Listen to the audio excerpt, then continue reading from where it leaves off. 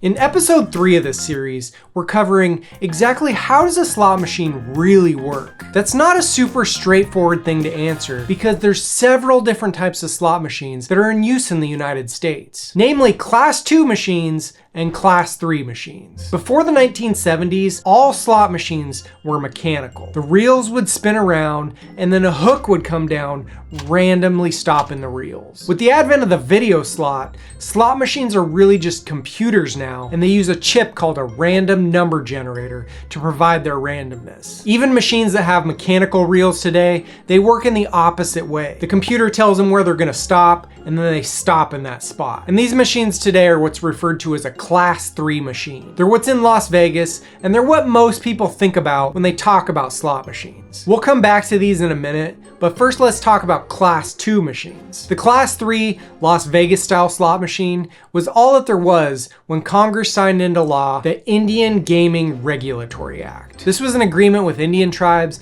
that said that all gambling was going to be split into 3 categories. Class 1 games are things like prizes for drawings and giveaways, things like that. Class 2 games are games that are played player against player, things like bingo and poker. Class 3 games are pretty much anything that doesn't fall under Class 1 or Class 2, and it's games where players play against the house. That's things like roulette, blackjack, and then of course the slot machines. So what's a casino to do if they want to have slot machines, but they aren't approved for Class 3 games? They can't have any slot machines. So what game designers did was take a Class 2 game, electronic bingo, and make it look and act like a slot machine. So in some casinos, you walk in to play a slot machine, and it looks exactly like you're playing a slot machine, but you're actually playing electronic bingo. To most people, you would never really actually notice a difference that you aren't playing a real slot machine. But if you read the game rules, it'll explain all about the bingo game. Also, if you look around on the game cabinet, you can usually find a little screen.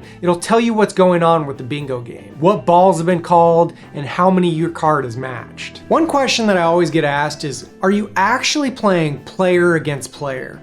And to some degree, because it's part of the law, you're always going to be playing player against player. But in reality, it's only in technicality. Something like 99% of the pay is going to come from a consolation prize and is in no way affected by the other players. And then something like 1% of the pay is going to come from that player versus player aspect. Something like whoever matched the most balls will get the prize pool added to their bonus round or something like that. In that case, the bonus round might pay slightly more or slightly less, depending on how things shake out. But it really doesn't affect anything. So no, in reality, you're not playing player against player, you're just playing with the other players. When you spin the bingo machine, you're gonna be given a new card with 25 spaces on it, just like in real bingo. Then a set number of balls will be drawn, and depending on how many balls you match, will determine what prize you get. The other players aren't gonna make any difference on how many balls you match. And then all the different games in the casino, with their different game themes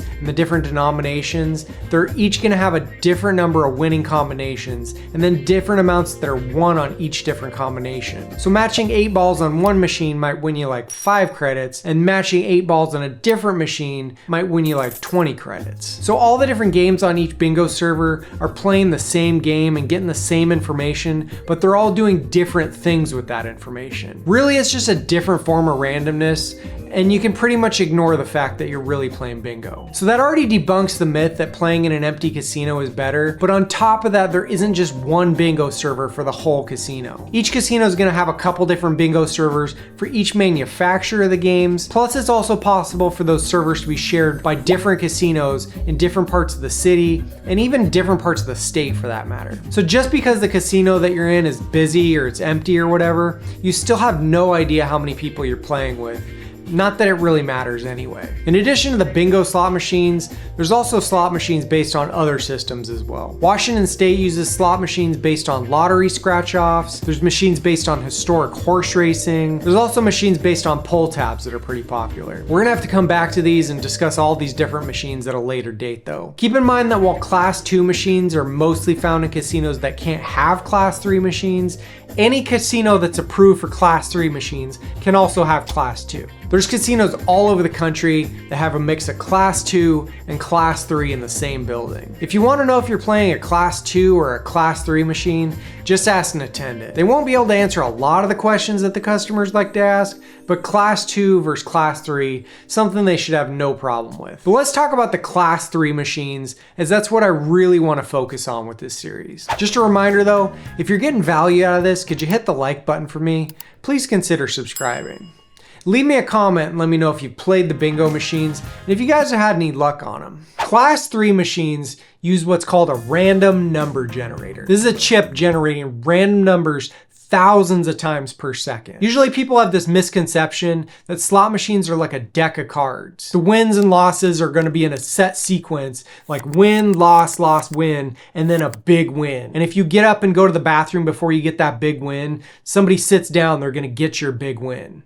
That's not how they work at all. A slot machine is much more similar to like the Powerball jackpot. Just because somebody reaches their hand in and draws some balls out of the machine doesn't mean that the next person is gonna reach their hand in and grab the exact same balls. The possible outcomes are just constantly changing. The most common questions that I get are the machines rigged and are they truly random? That isn't as straightforward as you might want to think it is, and we're gonna go into more detail of that in the next couple of videos in this series. But for all intents and purposes, yes, they are completely random. Past results do not have any bearing on future outcomes. In no way is it telling itself like, I haven't been paying out enough, I need to start paying out more. Or the opposite, I just had a huge jackpot, I need to start paying out less to balance out. The machines are set to pay back a certain percentage of the money that they bring in, and they never deviate from that. I know that might seem contradictory, that they can be random, but also have a set percentage, but I promise it'll start to make sense after the next couple episodes.